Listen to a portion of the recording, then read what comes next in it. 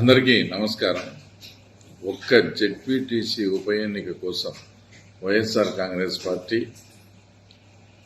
తర్వాత అధ్యక్షుడైనటువంటి జగన్మోహన్ రెడ్డి గారు దాదాపు 100 కోట్లు ఖర్చు ఇప్పటికీ డబ్బులు పంచుతూనే ఉన్నారు.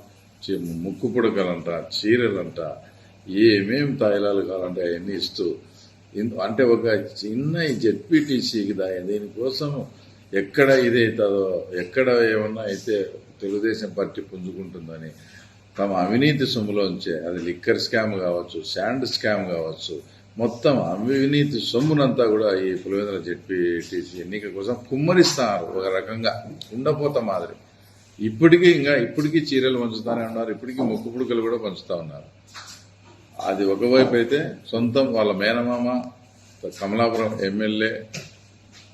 కమలాపురం మాజీ ఎమ్మెల్యే అలాగే జిల్లా పార్టీ అధ్యక్షుడు అయినటువంటి వాళ్ళ మేనమా రవీంద్రనాథ్ రెడ్డి పోలింగ్ సిబ్బందిని బెదిరించి మాకు అనుకూలంగా చేయకపోతే మీ అంతు చూస్తా, వచ్చేది మా గవర్నమెంట్ అని ఒకవైపు బెదిరిస్తూ పోలీసు అధికారులను ఫస్ట్ ప్రలోభ పెట్టడం, అది వినకుంటే బెదిరివ్వడం, ఇన్ని రకాలుగా దౌర్జన్యాలు ఆకృత్యాలు చేస్తూ మేము ఈసారి మొట్టమొదటిసారిగా 35 ఏళ్లలో తొలిసారిగా ప్రజలు ఎవరి ఓటు వాళ్ళు వేసుకునే విధంగా స్వేచ్ఛాయుత వాతావరణంలో 11 నామినేషన్లు వేపించి ఈరోజు ఎలక్షన్లో మేము ప్రజాస్వామ్యబద్ధంగా పోటీకి దిగుతా ఉంటే, ఎక్కడ పులివెందుల్లో ప్రజాస్వామ్యబద్ధంగా పోటీ జరిగితే మాకు ఓట్లు రావేమో అని మా మీద వాళ్ళ ఇష్టం వచ్చినట్టు వాళ్ళ సొంత మీడియా ఉందని అంత దుష్ప్రచారం, మేమేదో దుర్మార్గాలు చేస్తానట్టు అంతా చూపించే లాస్ట్కి అసలు విషయం ఇప్పటికీ అవినీతి సొమ్ముతో 100 కోట్లు దాదాపు ఈరోజు ఖర్చు పెట్టడం జరుగుతుంది.